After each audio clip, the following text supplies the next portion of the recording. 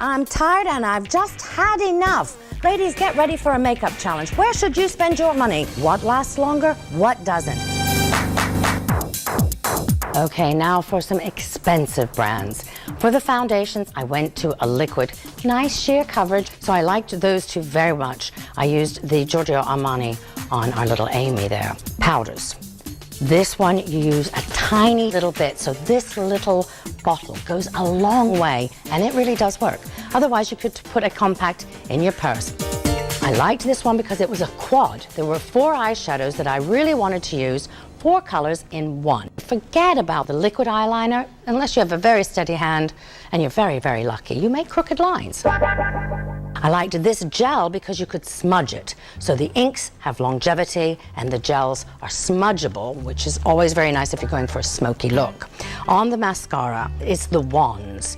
The thicker wands, like this, some people like that. And then this one has a bent brush, and obviously that's for application. Sometimes it makes it easier if you have a bent brush. I put in a powder blush, and I loved this one because it had shimmer in it. So in the summer months, the shimmer is really very nice, and I chose a corally shade because the coral shades in the summer looks like you've just been sun-kissed. Loved it. When you're looking at buying a pencil, first of all, you have to sharpen it every single time because it's the worst way to get an eye infection.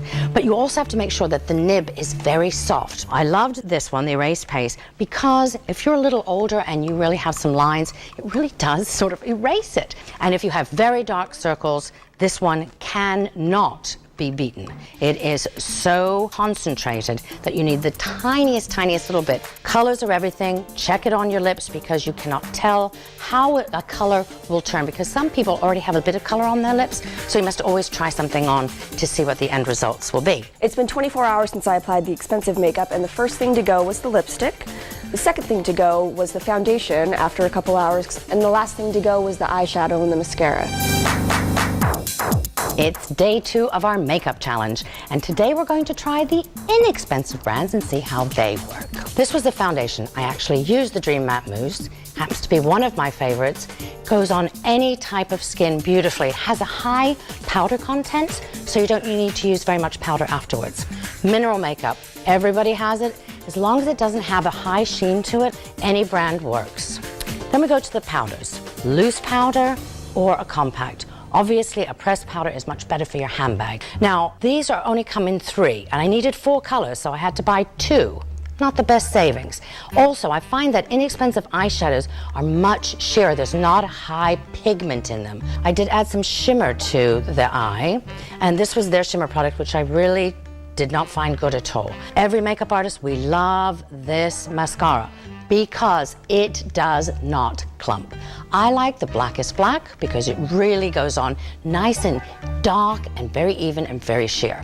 If you have very thin eyelashes, this one is not a bad way to go. A duo.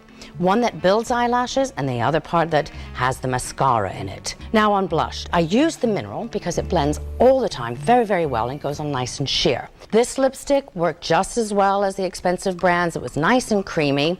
And then I used a natural lip gloss over it, and this one actually had a high pigment. Now, when you're buying the lip glosses, something to remember is that the color could look very dark, but it can actually go on sheer. The worst thing about drugstore shopping is you can't try them on, so you won't know that until you buy it. This is a generic pencil.